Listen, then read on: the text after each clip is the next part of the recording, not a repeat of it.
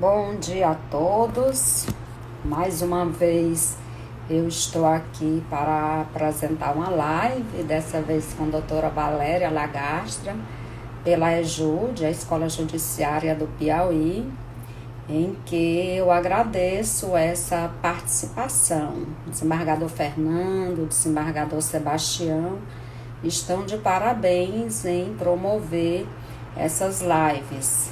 O meio acadêmico é que agradece, porque nesse período de isolamento nós não podemos dividir nossos conhecimentos, partilhar conhecimentos, estar participando de palestras, de encontros.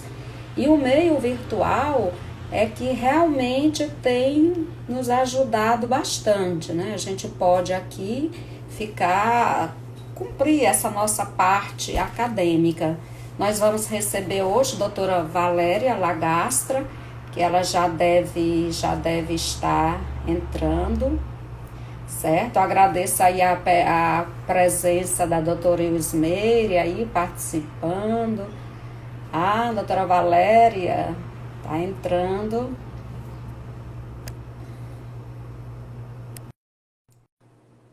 Doutora Valéria, agradeço aí doutor Silvio, que também está, Lucília, Maiara, Carla. Oi, bom Ah, dia! que bom, que prazer. Você sabe que eu fico tão feliz quando eu vejo alguém no vídeo. É mesmo.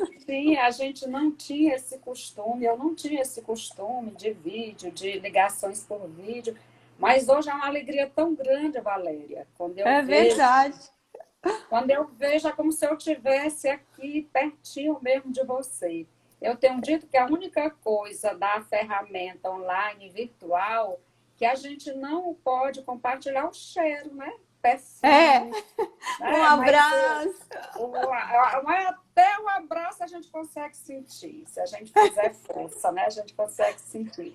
O cheiro aqui realmente não dá. E eu fico muito feliz de estar hoje aqui com a doutora Valéria, minha amiga, minha colega de profissão, aí da magistratura, conterrânea da minha filha. É, Minha filha está em São Paulo, aí cumprindo a profissão dela, fazendo residência, e agora vai trabalhar numa clínica lá em Jundiaí. Olha que coincidência. que coincidência! Que Pois legal! é, a Thaís, aquela que você viu, a moreninha. Então, Nossa, gente, que legal! eu vou É um fixar prazer aqui. enorme estar aqui com vocês, viu? Eu vou fixar aqui o tema da nossa live para que todos possam participar do tema. Mensagens. Tem várias pessoas já. Bem, a senhora pode, inclusive, aí cumprimentar quem for chegando. Doutora Valéria é uma entusiasta da mediação judicial, foi quem participou da redação da Resolução 125/2010, que foi o pontapé inicial, É, que foi o pontapé inicial para a mediação dentro do judiciário, né? Doutora Valéria é juíza da Vara de Família e Sucessões na comarca de Jundiaí, em São Paulo. É pós-graduada em métodos de soluções alternativas de conflitos humanos pela Escola Paulista da Magistratura. Inclusive, eu tenho acompanhado todas as suas lives e foi no seu trabalho que eu me inspirei a ah, fazê-las aqui. obrigada! Também é formada em mediação judicial e negociação pela Columbia University, vencedora do 7º Prêmio Conciliar e Legal do CNJ na categoria Juiz Individual e formadora da Escola Nacional de Formação e Aperfeiçoamento de Magistrados. Isso aí é um currículo bem resumido, porque se a gente for falar do currículo da doutora Valéria, a gente vai passar muito tempo. E não é isso que a gente Imagina. quer. A gente quer mostrar um pouco do saber dessa ilustre colega inclusive já veio aqui ao Piauí para proferir, para dar ministrar cursos na EJUDE, e que muito nos enalteceu. A senhora lembra que a primeira vez que eu vivi assim de perto foi naquele curso lá em São Paulo. É Aí verdade. você fez um comentário, Luciclete, tem mais gente de fora do que gente de São Paulo, né? Exatamente. Eu estava iniciando no Sejusc, no TEMEC, e sentia aquela necessidade de uma formação, de uma capacitação para os gestores de Sejusc. Então, quando eu vi o curso, eu digo, não, eu não posso deixar de participar e E consegui a aquele curso foi inscrição. muito legal, foi inesquecível, foi um Aquele dos lá foi, melhores cursos. Os alunos porque eram tinha muito legais e todo mundo acho que se integrou, né? Foi foi muito uma troca satisfatório. de experiência boa, porque tinha muita gente de fora, né? Foi interessante. Então, doutora E Valéria, a gente sabe, eu já disse aqui que a senhora participou não da precisa me redação. chamar de senhora, não. Obrigada, como na mediação, como gostaria de ser chamada, né? Pode Então, ser de você, de Valéria. Nós somos tá amigas. bom, obrigada. Então, como você participou da redação da Resolução 125, que foi a que instituiu a política pública de conciliação e mediação, junto com o professor Kazuo Watanabe, e na época, como foi a implantação da resolução naquela época? Ela atendeu os anseios de quem estudava a mediação e quem estudou a mediação fora?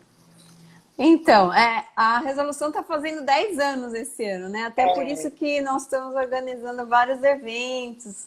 Mas na época, né, em 2010, ainda era pouco falado, né? Quase ninguém usava a mediação, muito menos no judiciário. Então, foi uma dificuldade, assim, fazer as pessoas compreenderem a importância, né, da política pública, e muito se deveu ao empenho do professor Kazuo Watanabe nesse sentido, né? Então, existiam algumas experiências anteriores, e eu acho sempre legal, eu estou tentando fazer esse resgate, realmente, um resgate histórico até das pessoas que foram importantes nessa construção. Então, tinham experiências anteriores de vários estados. Pernambuco tinha uma experiência interessantíssima de mediação dentro do Ministério Público. Eles já tinham uma centrais de mediação do Ministério Público. Aí tinham experiências de conciliação, né? A maioria era conciliação. Santa Catarina, Rio Grande do Sul, nos juizados, porque a lei dos juizados era bem anterior, né? Os juizados de pequenas causas são de 84, e os juizados especiais, aquela lei de 95, que o professor Kazuo, Cândido Dinamarco, Maria de Oliveira, várias pessoas, a professora Ada Pellegrini Grinover mesmo, e até meu pai, né, participaram muito do projeto de lei, dos juizados. E aí, a mediação teve também um projeto anterior no estado de São Paulo. Em São Paulo, também por coordenação do professor Kazuo Watanabe, pelo Centro Brasileiro de Estudos e Pesquisas Judiciais, a gente, em 2003, fez um projeto para o Tribunal de Justiça de São Paulo de gerenciamento do processo.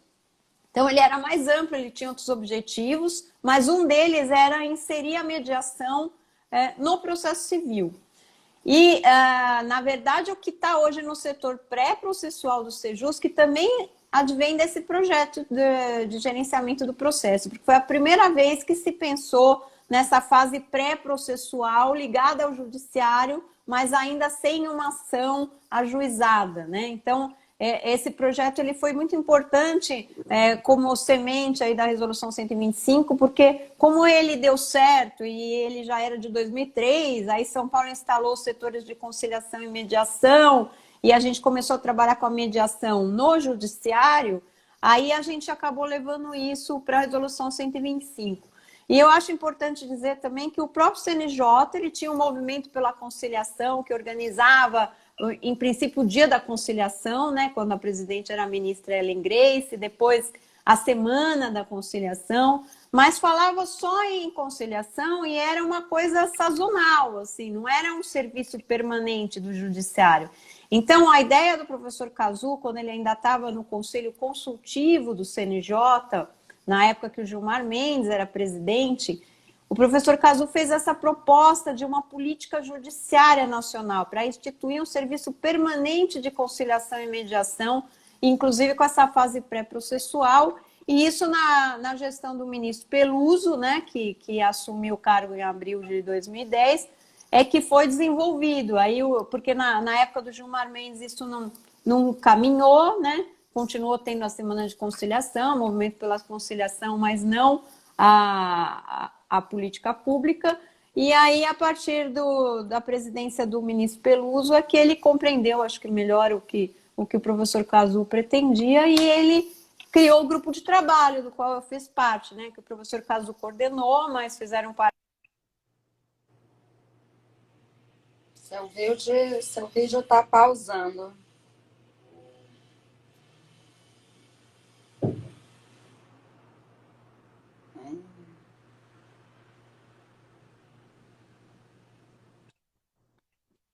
Né? Não sei se... Foi, deu uma cortada aí no vídeo. Então, acho que eu estava falando que os assessores do ministro Peluso, né, também fizeram parte desse grupo. Então, era eu, a Mariela Ferraz, que é outra juíza de São Paulo, Sidmar Dias Martins, Tatiana Cardoso e José Guilherme Vaz Werner, que é um juiz do Rio de Janeiro, que depois até foi conselheiro, né? Esse grupo ficou responsável por redigir detalhadamente a proposta do professor Cazu.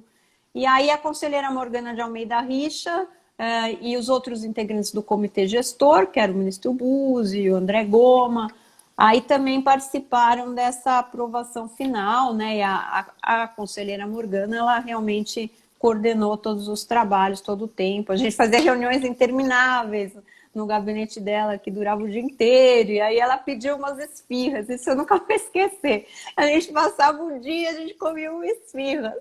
Meu Deus, que trabalho. Mas valeu a pena, né? Então eu acho que daquela época... Isso é que você tem esse corpinho. Não trabalha quando come, trabalha muito. Nossa, agora eu estou trabalhando demais, até muito mais do que em outros tempos. Mas é interessante, pelo menos a gente usa a cabeça, né, e não pensa em besteira. É verdade. Mas então foi assim, eu acho que nesses 10 anos caminhou muito, né? Mesmo a mentalidade do povo brasileiro em relação aos métodos consensuais de solução de conflitos se modificou demais, né? Ainda a gente precisa mudar muito a mentalidade, mas eu acho que nisso a pandemia até tem contribuído, porque muitos advogados e agora muitas partes têm visto realmente na negociação direta das plataformas como o consumidor.gov ou na conciliação e na mediação uma saída, né, para esse momento, para resolver uma questão mais urgente, um conflito, para não deixar tudo para quando voltar ao trabalho presencial e aí os casos com certeza vão aumentar, né? O volume no judiciário vai aumentar muito de ações e talvez então isso tenha contribuído, esteja contribuindo para que as pessoas se voltem mais para os métodos consensuais. Exatamente. Você falou aí no André Goma, que foi uma figura muito importante na implantação também da política pública de conciliação e mediação. Primeiro curso eu fiz com ele o Bacelar. E no sistema de justiça, o que a gente vê, Valéria, é que pouco se quer experimentar o novo. Ainda pouco eu dizia, mesmo antes da pandemia, as ferramentas virtuais, elas já eram adotadas, já eram normatizadas pelo CPC, pela lei de mediação, pelos enunciados do FONAMEC. Então, não é uma novidade. A audiência de conciliação virtual, ela não é uma novidade da pandemia. Ela já existia. Mas dentro do sistema de justiça, as partes, os advogados, e até nós, operadores, nós juízes, nós talvez a gente tenha receio de utilizar o novo, né? Aí sempre eu dizia, gente, vamos experimentar. Se você não gostar, você não precisa, né, ficar. Porque ali eu me angustiava quando eu via uma pessoa lá em São Paulo, trabalhando, um pai, para ter que vir ao Piauí, bem aí, fazer uma audiência de alimentos. É, E aí, quem era o prejudicado? Criança, né? Que claro. ficava protelando, ah, eu não posso ir agora, eu posso ir depois. E essa criança era que realmente sofria por conta desse atraso tecnológico. Então, se a gente já utilizasse, a gente não tinha sofrido esse impacto, né? Então, nós temos que estar sempre olhando para frente, para o novo, experimentando. E eu lhe digo, eu não sofri muito com a tecnologia, aqui com as audiências virtuais, porque eu já fazia bem antes, e aí eu só veio a calhar, né?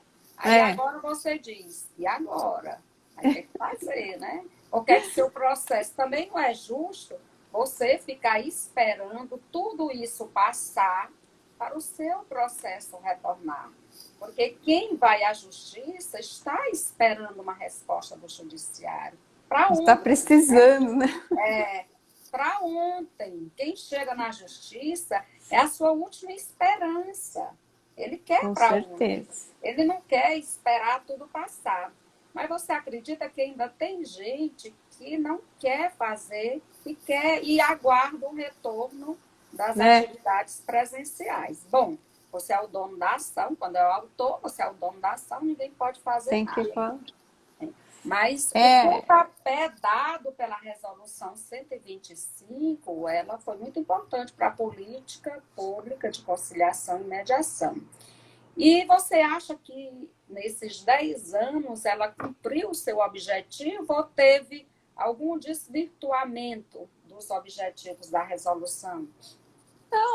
eu acho que os objetivos eles ainda estão, né, realmente para se consolidar, eles ainda estão se consolidando. Os objetivos são muito amplos e eram de vanguarda, né? Então eles ainda estão em fase de implementação. A própria resolução está em fase de implementação, porque a gente pode ver, os Sejusques teria que ter em todas as comarcas, depois se modificou um pouco na redação das emendas, onde tem comarca que tenha a audiência do 334, né, onde tenha mais de duas cidades ou duas comarcas com essa competência. Então se modificou um pouco, mas mesmo assim não são todos os estados que têm Sejusc em todos os lugares que deveria ter, né? Além disso, é o que eu falei, a mudança de mentalidade. Eu acho que muito já se modificou. Inclusive, essa semana, o Conselho Nacional de Justiça firmou uma parceria, um termo de cooperação com a OAB Nacional e com a Escola Superior da Advocacia Nacional para disponibilizar um curso EAD de capacitação em mediação e conciliação para os advogados. Isso é um grande avanço, né? Se a gente pensar que eles eram os mais resistentes no início da Resolução 125, os advogados resistiam muito ao uso da conciliação e da mediação. Quer dizer, esse foi um grande passo que o conselheiro Henrique Ávila, que está à frente agora da Comissão de Métodos Consensuais do CNJ, por ser advogado e acho que ter mais proximidade, né, com a OAB, ele conseguiu. E isso vai contribuir muito para essa mudança de mentalidade, né? Eu até estou participando aí da elaboração do curso. Roberto Bacelar, né, que você lembrou muito bem, ele também estava no comitê gestor naquela época, um grande professor, acho que ele deu aula para quase todos nós, e ele está comigo aí para a gente elaborar esse curso. Mas eu acho que ainda tem, então, essa parte da mudança de mentalidade, das pessoas buscarem espontaneamente as câmaras privadas, a mediação privada, extrajudicial, né? Sem pensar em recorrer sempre ao judiciário. Isso ainda precisa de um incentivo um pouco maior. Talvez a pandemia e esse pós-pandemia, com o excesso de conflitos e de ações que haverá, pode ser que isso incentive as pessoas realmente a buscarem no extrajudicial a mediação e a conciliação por ser mais rápido, muitas vezes mais econômico, né? E resolver os problemas de uma forma mais célere. Mas, por enquanto, as câmaras privadas elas ainda não recebem muitos casos, se recebem, elas recebem através do próprio judiciário, que encaminha, né? Então, isso mostra que a mentalidade ainda precisa de um incentivo aí para ser modificada. Além disso, eu acho que no que diz respeito à remuneração dos mediadores, até ontem eu estava numa outra live com o desembargador Ferreira Alves, né, que é o presidente do NUPEMEC daqui, e a gente estava falando isso, né? Não tem como a gente cobrar, por exemplo, um aperfeiçoamento, um aprofundamento do mediador, que ele tem que agora se especializar em mediação familiar, mediação empresarial, se a gente não der a ele a remuneração adequada, né? Então, Exatamente. eu acho que aquela resolução 271 de 2018 do CNJ, que estabeleceu os níveis, né, de mediadores, quando eles se inscrevem no cadastro, ele pode se inscrever como voluntário, aí não recebe nada, mas também como básico, intermediário, avançado ou extraordinário. Isso funciona muito bem na mediação privada, né, na mediação extrajudicial. Na mediação pública, isso não se mostrou nem um pouco adequado e não resolveu o problema dos tribunais, né? A não ser os tribunais que têm conciliadores e mediadores concursados, né? Eu não me lembro como é que é aí no Piauí, mas os que têm concursados, eles são um funcionário público, um servidor, ele recebe remuneração. Mas os estados como São Paulo, Rio de Janeiro, que trabalham com voluntários, esse sistema da Resolução 271 não funciona. Porque as partes têm que negociar, o mediador tem que negociar com as partes no que seria uma pré-mediação, que no judiciário também nunca é realizada da forma como deveria, né, infelizmente, só em alguns lugares.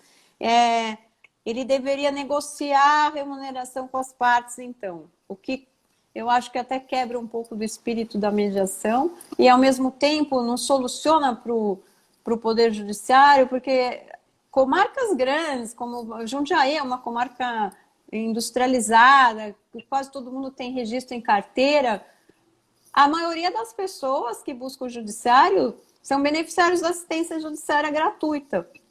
E era isso que eu comentava ontem. Então, esse esquema das partes arcarem com a remuneração não funciona, porque o beneficiário ele não vai pagar custas, ele também não paga a remuneração do mediador, ele não tem condição, então ele fala que não tem condição e ele não paga. E aí esse mediador tem atuado sempre como voluntário, né? Então, é nisso que eu acho que deveria ter, como agora São Paulo propôs, e até tem um grupo de trabalho também do próprio CNJ que está propondo uma lei de custas nacional, né? Uma ideia de recolhimento de uma taxa, ou no início da ação, ou uma taxa específica para o mediador, como se recolhe hoje uma taxa para o oficial de justiça, e criação de um fundo, né? Um fundo específico para remunerar o mediador. É isso que está sendo pensado e eu acho que vai ser a solução, né? Então, isso ainda é um desafio grande. É um desafio. Aqui você lembrou e falou do mediador, nós ainda estamos trabalhando com voluntários. E a minha ideia é exatamente essa, porque aqui, Valéria, nós já estamos bem avançados, porque a gente já tem uma tabela, na nossa tabela de custa, já consta a taxa de conciliação e de mediação. Só que ela ainda não foi implementada, porque precisa ser regulamentada e precisa que se crie esse fundo para repassar o mediador. Mas ainda não foi. E eu acredito que essa é a ideia que vai ficar, né? Que vai ficar. E nos cursos a gente procura mostrar que o mediador, que aqueles 20 minutos que o Código de Processo Civil fala, é para mostrar a mediação, para incentivar as partes, né? O juiz é que vai dizer, olha, isso aqui é um caso de mediação. Então, o mediador, ele tem uma oportunidade do 334 de mostrar a mediação. E aí, pelo caráter voluntário, você vai se você quiser. Se você não quiser, você permanece no processo. E aí, esse ponto da assistência judiciária, que é praticamente uma cultura do brasileiro, que ele não quer pagar nada, ele não quer pagar para tirar documento, ele não quer pagar nada que seja do Estado, ele não quer pagar, agora não quer pagar medicamento, ele não quer pagar também a justiça. E por isso é que há essa excessiva judicialização. Se agora, nesse momento, a gente exigir mesmo um pagamento da mediação, um pagamento da conciliação, vai se tornar inviável, porque o que é que ele pensa? Pronto, O que eu conheço é o processo, né? O processo é que vai solucionar o meu conflito. Se eu já estou dentro do judiciário, se eu já paguei o processo, eu não vou sair para a mediação. Teria que ser antes de entrar realmente no judiciário.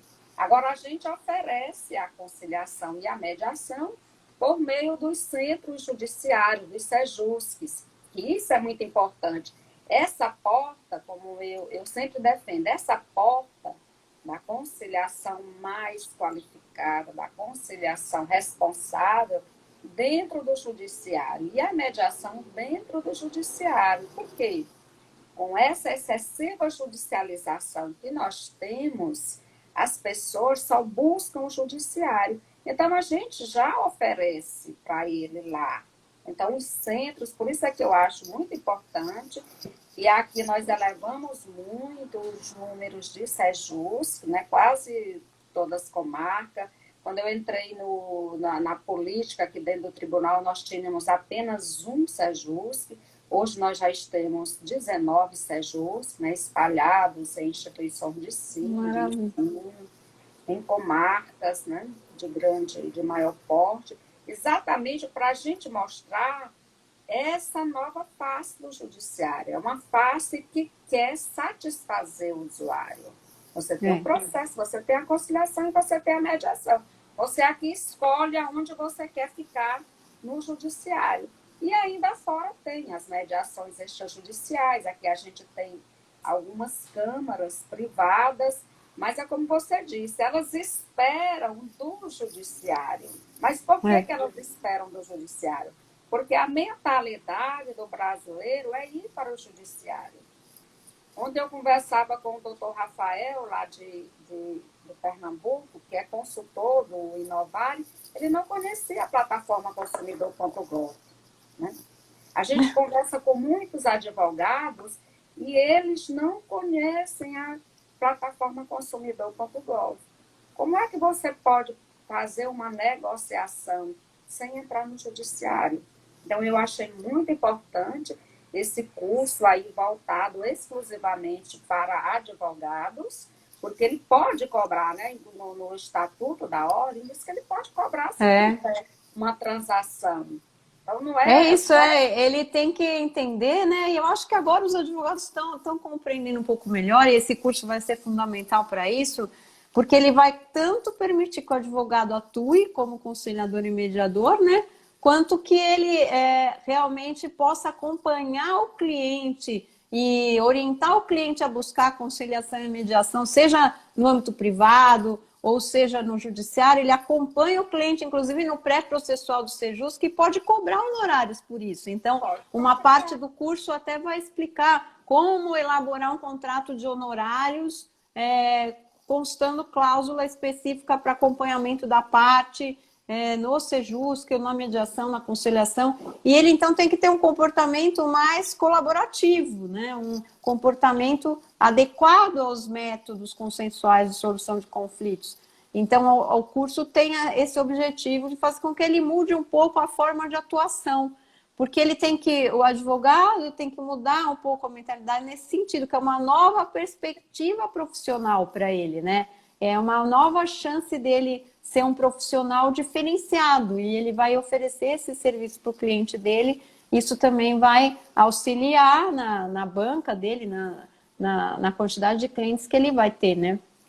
E você tocou no 334, né, na pré-mediação. É uma coisa que a professora Ada Pellegrini Grinover sempre falava. Quando o legislador ele fez essa previsão de encaminhamento para uma sessão obrigatória de conciliação e mediação no início do processo, na verdade, o que ele estava querendo era que as partes conhecessem a mediação e a conciliação, muito por luta da própria professora Ada. Isso foi ela realmente que quis inserir no CPC e acabou conseguindo. Alguns falavam, não, essa obrigatoriedade não é legal, mas até o parágrafo 12 desse artigo 334, quando ele fala em 20 minutos, que é o que você falou, era para fazer uma pré-mediação, para a pessoa chegar, conhecer o que é a mediação, como é o procedimento, as regras, os princípios éticos. Talvez, então, se nesse caso ainda em vigor essa resolução 271 de 2018 do CNJ, para realmente explicar para as partes quantas horas, fazer uma projeção de horas a serem trabalhadas e quanto que vai ser a remuneração, se elas têm condição, se elas concordam em pagar, quem vai pagar, se vão ser os dois ou um só. Tudo isso seria nesses 20 minutos de pré-mediação. E aí, se as partes quisessem realmente continuar em mediação, entendesse que aquilo é bom para elas, aí designaria, né, uma nova sessão. Infelizmente, não são todos os juízes, né, nossos colegas que compreenderam isso, e não são todos os lugares realmente que permitem que se faça uma pré-mediação nesses 20 minutos. Já se parte direto para a mediação, para a conciliação, e às vezes sugerindo opções, mesmo na mediação. É uma confusão. Então, eu acho que ainda a gente tem muito essa confusão de conciliação, mediação, e até dos institutos que estão previstos, né, no CPC e na lei de mediação. Então, eu acho que a gente ainda precisa caminhar um pouco nesse sentido, mesmo nessa ideia de tribunal multiportas, né? O Sejusc, ele veio numa ideia de sistema multiportas. Então, no Sejusc tem que ser, teria, né, que haver outros métodos consensuais de solução de conflitos, não só a conciliação e a mediação, porque para cada conflito, de acordo com as características do próprio conflito, das partes, existe um procedimento adequado. E a gente pode ver em outros países, como Estados Unidos principalmente, que tem uma série de procedimentos, uma série de métodos. Então, o método mais adequado nem sempre é a conciliação, e às vezes pode ser que não seja nem a conciliação nem a mediação, seja uma avaliação neutra de terceiro, seja arbitragem, por ter que haver um conhecimento técnico, mesmo dentro da mediação, pode ser a mediação facilitativa, que é essa que facilita o diálogo, mas que acaba o mediador podendo sugerir alguma opção de solução. Pode ser a mediação avaliativa, que as pessoas buscam que o mediador faça uma avaliação do contexto do conflito e da jurisprudência, como tem sido julgado, né? Como é que tem sido julgados os casos semelhantes. Então, essa mediação avaliativa é muito usada na Common Law, nos Estados Unidos, exatamente porque lá eles têm os precedentes, né? Que realmente são precedentes. Então, eles podem dizer com muita certeza que a chance de ganho numa eventual ação é de 34%, a chance de você perder é muito maior. Então, com isso, as pessoas refletem, né? Então, tem vários outros métodos. E a ideia de tribunal multiportas é ainda um grande desafio, porque a gente fala, não, o Sejusc é um tribunal multiportas. O que a gente oferece hoje no Sejusc? Conciliação, mediação, arbitragem dificilmente, porque a arbitragem ela é buscada realmente no âmbito extrajudicial e no Brasil é muito cara, o que está errado também, porque tem os países como o Peru e a própria lei dos juizados, quando previu a arbitragem naquele momento, há muitos anos atrás, era uma arbitragem barata, né? Uma arbitragem que fosse acessível. E no Brasil, infelizmente, se desenvolveu de um outro jeito. Então, a gente oferece isso e alguns falam que a justiça restaurativa é uma porta e que a constelação familiar é uma porta, no que eu absolutamente não concordo. A justiça restaurativa pode ser, apesar dela ser muito mais ampla do que a mediação, a conciliação, do que o método consensual em si mesmo, que ela envolve vários métodos, né? Mas a constelação nem concordo que seja uma porta. Enfim, é isso que eu acho que a gente ainda precisa trabalhar, né, e pensar um pouco a respeito. É muito importante aí essas indagações. Aí estão nos assistindo, doutora Umbelina, que eu vi, eu ia falar oi para Umbelina. Cristiane Padim, que ela também é entusiasta na conciliação, na mediação. Aí eu vejo assim, certa vez, aí você falando na arbitragem, nesses outros métodos, e aí, como eu lhe disse, o sistema de justiça no Brasil, eu penso assim que ele é muito fechado. Já mostrando a conciliação e a mediação dentro do judiciário, já é muito boa. E a arbitragem a gente conhece, que tem uns aí fora. Mas aí, contando essa história, né? Chega nos Estados Unidos, uma turma aqui de alunos visitou lá o Tribunal Multiportas. Aí a porta da mediação com pouca gente, a porta da conciliação com pouca gente, né? Poucas pessoas na fila. E a porta da arbitragem, muita gente. Aí todo mundo ficou, poxa, aqui o pessoal prefere mais arbitragem. Como é isso? Que era a única porta gratuita. Ah. Não, e Olha lá o para a gente judiciário é ver, né? muito caro, né? A É muito. mentalidade do ser humano é esse, né? De que tenta resolver por onde não paga, né? Por onde é gratuito, para depois, então, procurar uma outra porta, um outro canal. Mas aí essa porta era que realmente era a porta mais cheia. E todo mundo ficou ali querendo saber isso, era gratuito, então todo mundo ia. Quem não tinha condição, quem tinha, todo mundo ia para essa porta. Então eu penso assim, nós da justiça, nós já avançamos, a mediação, a conciliação, com a resolução 125 e com essa obrigatoriedade da audiência de conciliação no começo do processo, né? Porque lá, quando era no 331, lá no meio do processo, era desinteressante. Como é que eu já contratei advogado? Como é que eu já contestei a ação e agora você me chama para compor o litígio? Então, ela não era atrativa, ela é atrativa lá no começo do processo, enquanto as partes estão, ou o réu esteja isento daquelas palavras que muitas vezes são ofensivas, mas nas varas de família são mais ofensivas ao requerido.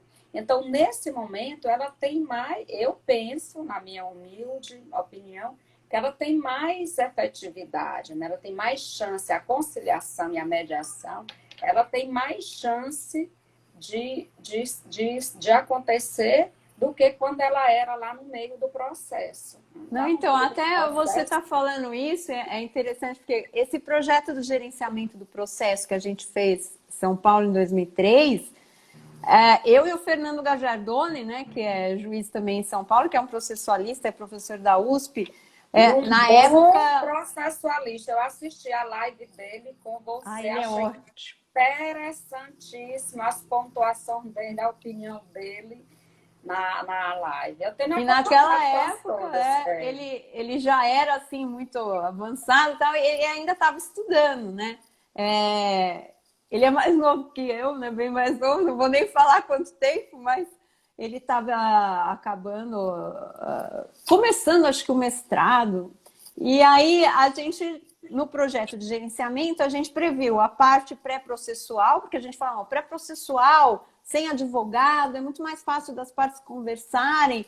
E no processual, a gente começou, eu e ele, a dar uns despachos no processo, exatamente mandando para a mediação logo no início, depois da inicial. Isso também vem desse projeto. Aí, logo no início, a gente mandava e falava que se não tivesse acordo na sessão, aí sim a parte deveria apresentar contestação. Exatamente pensando isso que você falou, que a resistência é muito menor se a gente considerar que o réu ainda não buscou um advogado, que realmente rebateu tudo aquilo que está na inicial, ele não teve ainda esse trabalho de contratar, de pagar. Então, isso facilitava muito. E as pessoas naquela época falavam, vocês são dois loucos, porque onde já se viu, vocês estão mudando o processo civil, e não pode mudar o processo civil por provimento. A gente tinha um provimento em São Paulo e a gente tentou colocar isso no provimento, aí ficou mais ou menos, mas a gente dava o despacho. E aí teve muito recurso desses despachos, mas no fim acabou que o saldo foi positivo, sabe? Houve muita aceitação, ao mesmo tempo que tinha resistência, e tanto deu certo que com esses dados é que a gente conseguiu transportar isso para a resolução 125, né? E depois para o CPC com a professora Ada, porque ela também participou do CBPEG, e ela tinha totalmente essa visão que tinha dado certo. Antes da contestação, você tentar uma conciliação é muito mais...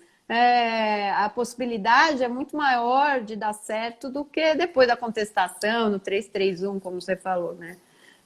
Aí a pessoa já está armada, é muito mais difícil.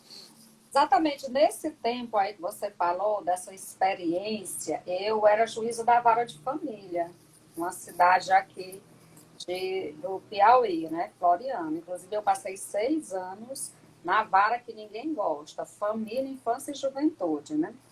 E eu percebi, assim que eu cheguei, eu percebia que o réu se ressentia muito com as palavras da mulher, né? Normalmente é o Da réu. inicial, né? Poucos casos eu tive que fosse o contrário. Ah, ela disse que eu não ajudei nada, ela disse que eu não visito o filho. Então ele chegava ressentido, não abria a cara. Então, nessa época, lá em Floriano, a Defensoria Pública tinha uma estrutura melhor do que o Judiciário. E eu desenvolvi uma prática, como ele tinha estagiário, as varas não tinham estagiário, de quando ele recebesse a reclamação, quando ele recebesse uma parte, ele já tentasse a conciliação. E aí, se fizesse o acordo, ele ganharia agenda livre para homologar lá na vara da família. Olha, isso foi um sucesso lá em Floriano, e nessa época, quem obteve o melhor índice de acordo naquele Dia Nacional de Conciliação em 2006 foi essa vara de Floriano, em 2006, né? E A aí defensoria essa teve. prática virou o NUSC, que é o Núcleo de Apoio dentro da Defensoria. Então, lá eles tentam um acordo, só entra no judiciário quando passa pelo setor da conciliação.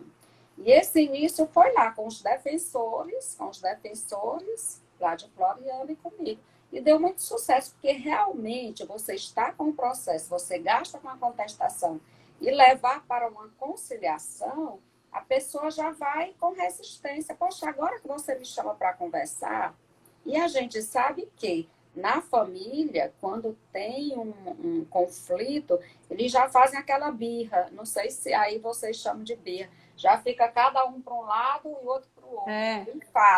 Ninguém se fala mais.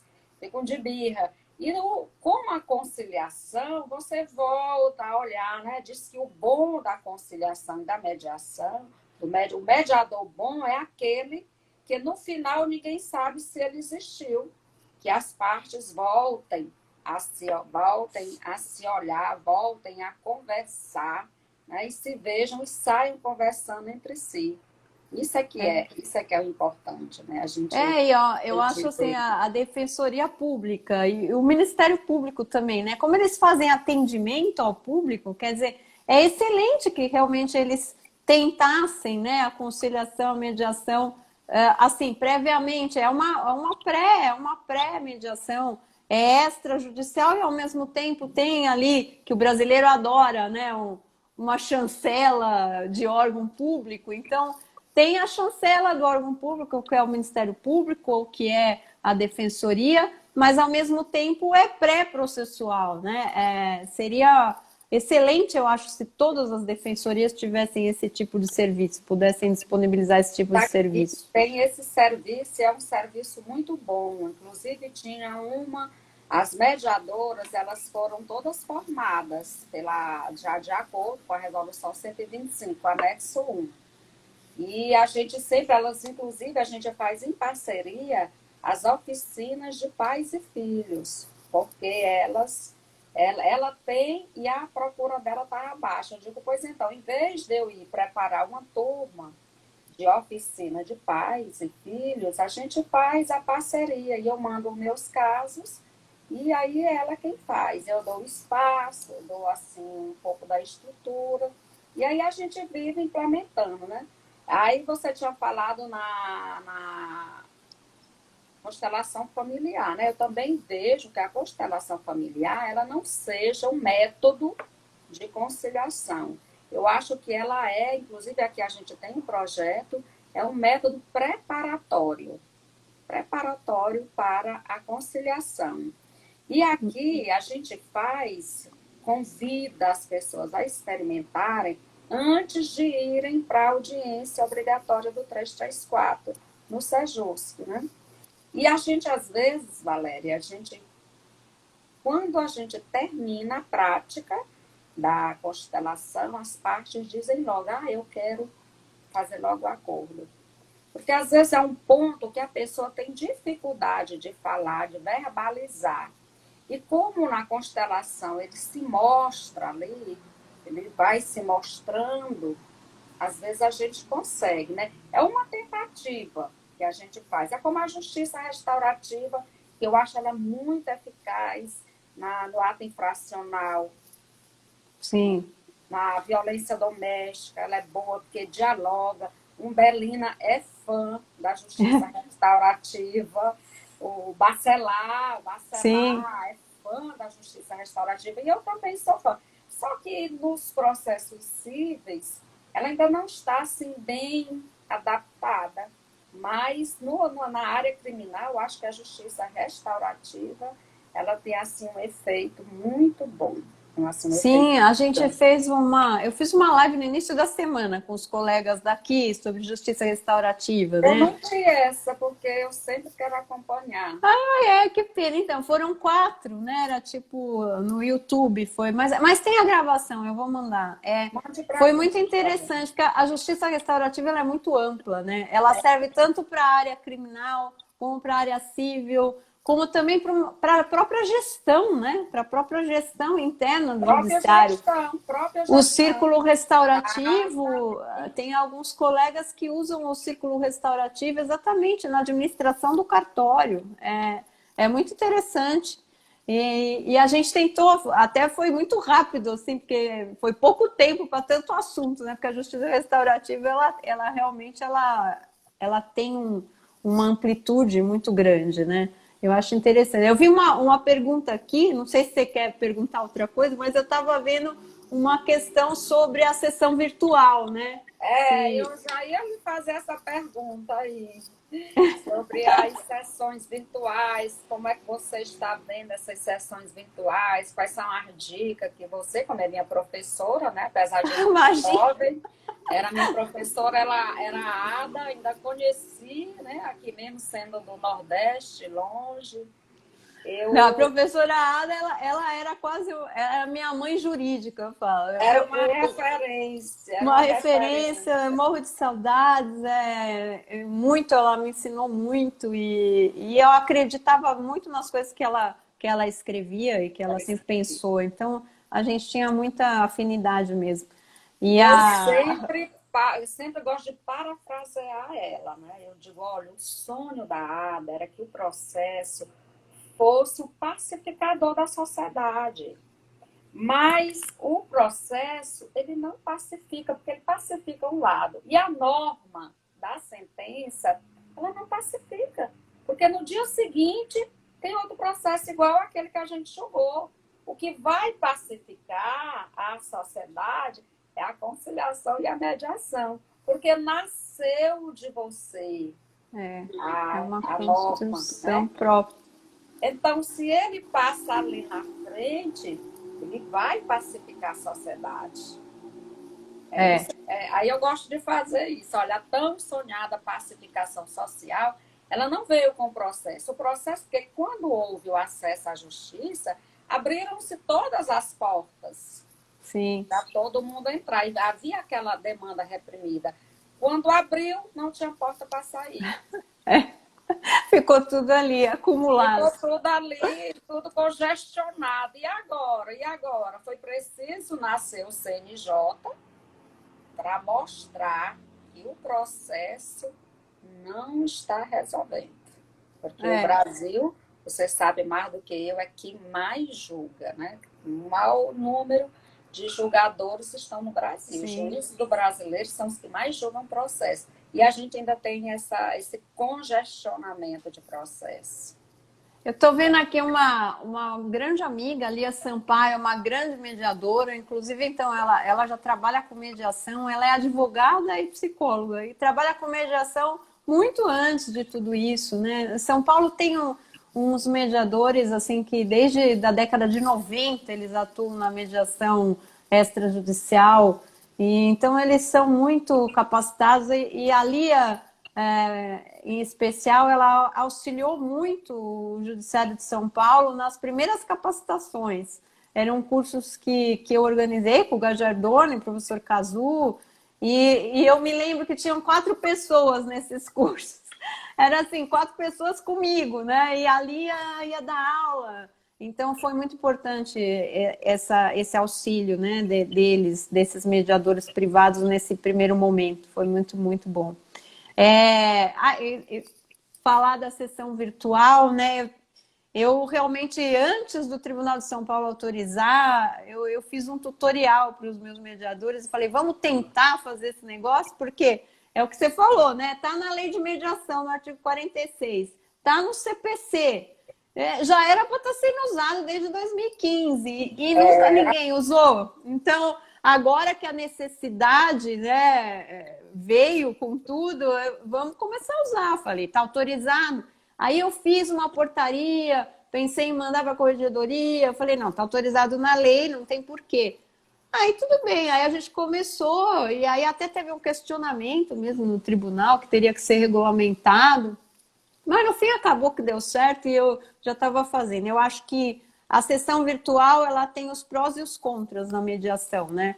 Lógico que é muito melhor, que reduz distância, reduz custo, para algumas pessoas que ficaria inviável viajar, como você falou, de São Paulo para o Piauí ou do sul do país para o Nordeste, eles acabam conseguindo fazer.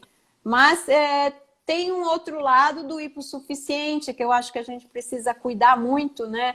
Para que a gente não prejudique essas pessoas, para que não impeça o acesso à justiça a certas pessoas. Então, eu acho que até por isso a lei de mediação foi muito feliz no artigo 46, quando ela fala que depende da concordância das partes, né? A realização da sessão de mediação por videoconferência. Então, eu acho que a lei nisso foi muito feliz, porque realmente a parte que não tem condição, ou o advogado que não tem muitos advogados que também não têm condição de lidar com ferramentas tecnológicas, né? Eu acho que a pandemia vai fazer com que muitos também se movimentem nesse sentido de conseguir, mas por enquanto tem até advogados que não conseguem. Então, se ele falar que ele não pode, que ele não tem acesso à ferramenta, ou que a parte, por ser idosa, não consegue lidar com uma plataforma online ou com o próprio celular, o juiz precisa ter bom senso aí, né? Estabelecer um critério que realmente, nesses casos, não vai poder obrigar que a parte compareça a uma sessão virtual. E existem outros cuidados que eu acho que são necessários numa sessão virtual, a própria confidencialidade, né? A confidencialidade na sessão virtual, eu estou aqui com você, você está vendo a parede, os meus quadros, mas aqui na minha frente pode ter alguém gravando, pode ter alguém assistindo. Só que outro dia eu estava comentando com um colega sobre isso também. Eu falei, esse risco, na verdade, desde que inventaram o celular, a gente já tem. A gente corre, exatamente. Porque a pessoa está com o celular sobre a mesa, ninguém sabe se ela está gravando, se ela está filmando. Tem até um advogado que é conhecido nosso, que ele falou que em reuniões muito importantes, né, com pessoas de outros países, eles colocam os celulares numa cesta e deixam na recepção do escritório, porque não pode sequer entrar com o celular na sala, porque é isso, o celular hoje é uma porta aberta para o mundo, né? Você não sabe o que a pessoa está fazendo. Então, eu acho que nesse ponto a gente consegue, numa fala de abertura, advertir as partes, que não pode ter ninguém junto com ela, que é sigiloso, que nada do que está sendo falado vai poder ser levado para quem quer que seja, né? Mas a gente já tinha esse risco, né? De que realmente a coisa seja gravada, a conversa seja gravada. E existem outros cuidados, mas aí acho que dava uma live só de sessão virtual.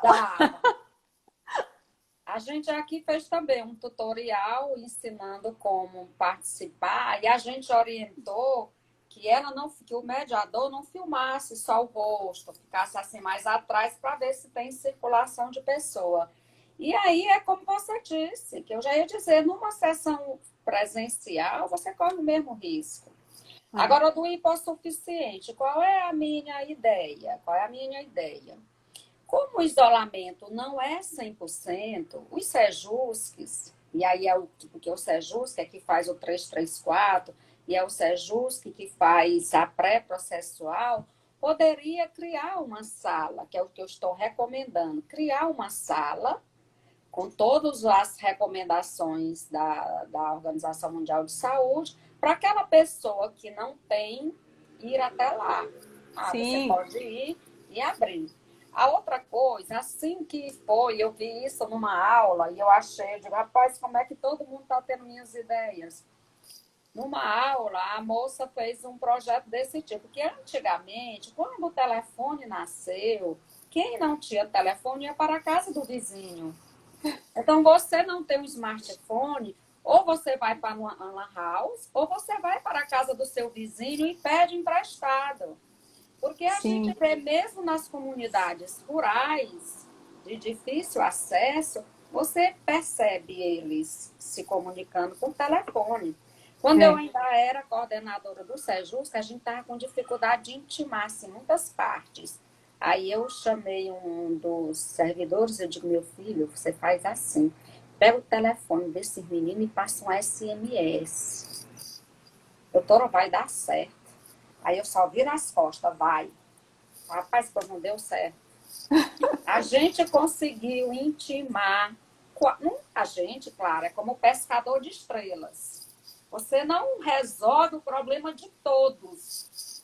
Mas se você resolver o problema de um, de dois, a gente já Já se dá tá. por satisfeito. Então, ele Claro. resolveu um problema assim, de 70% de quem não ia pegar documento, quem não ia pegar a sentença, quem não ia lá. Então, de fato, a gente não pode parar, mostrar que está de braços cruzados. A gente tem que mostrar cruzado só quando a gente for abraçar, né? Segundo o Bacelar, quando você for pegar na mão do outro, assim. Então, o que a gente não pode é deixar de fazer. Mostrar um judiciário parado, onde nós somos privilegiados nesse momento. Nós não somos obrigados a sair de casa. Então, a Sim. gente ficando de casa, a gente já está liberando para o isolamento aquele que tem a obrigação de ir, que é obrigado a ir, que tem um dever de ir. Isso é muito importante. Então, aqui, Valéria, nós tivemos as presenças da Cristiane Padim, doutora Keila, doutora Elfrida, Conceição, Carmen Ferraz e da minha amiga Umbelina. Eu tenho Uhum. uma pergunta aqui que fizeram para você, uma moça muito atuante do Sejusc de Piripiri. Ela lhe pergunta se já existe alguma proposta legislativa acerca da inclusão da matéria conciliação e mediação nas faculdades de direito. Já tem uma resolução do MEC que tornou É, obrigatória, né? Ela é de 2018. Eu não me lembro o número, se é 5, 8, mas é uma resolução do MEC que já tornou obrigatória a disciplina de conciliação e mediação na graduação, nas faculdades eu de queria que ela direito. ouvisse de você, porque eu já falei, né? Já disse que já existe essa, mas é porque essa menina ela é muito interessada e a gente tem até um Sejusc lá nessa instituição de ensino. Talvez sejam porque não querem ainda adotar, porque É. eu acho que tem um prazo, né? Deve ter algum Ah, sim, prazo. Não sim. tem, deve ter algum Sim, não, prazo. não são todas as faculdades que já têm, que já implementaram, mas agora Ele é deve obrigatório, né? Acho que eles têm um Ele prazo já realmente. que foi um avanço grande, foi muito festejado, lembra? Assim que Com saiu, foi muito certeza. festejado, e agora já era obrigatória, viu, Cristiano? Então já é obrigatória, mas você consulta a portaria do MEC para ver que deve ter um prazo. É. Aí outra pergunta é se com a pandemia houve alguma tentativa de modificar a resolução 125 para agregar as audiências virtuais? Uma pergunta Não, da Camila Maton, você já respondeu sobre as principais orientações. E essa última. não, então, não teve, né? Até porque a resolução já sofreu duas emendas, né? Uma em 2013 e uma em 2016, que já foi muito complicado para exatamente para a gente não deixar desvirtuar os objetivos principais da resolução. Deu muito trabalho, né? Foi muito estressante. E agora, como as leis, né? Tanto a lei de mediação quanto o CPC eles têm previsão expressa sobre sessão virtual e uso de ferramentas virtuais, não teve necessidade de alterar a Ainda. resolução. A resolução agora, essa semana saiu uma alteração que até todo mundo Nós assustou, só né? temos 20 segundos, doutora Valéria. Ah, meu Deus, não, então eu ia falar, mas era uma alteração de redação só. Muito obrigado, viu, gente? Eu adorei estar aqui com você, Cicleide. Obrigado pelo convite. Eu que agradeço, em nome da EJUDE, em nome do Tribunal de Justiça, essa sua participação. Um bom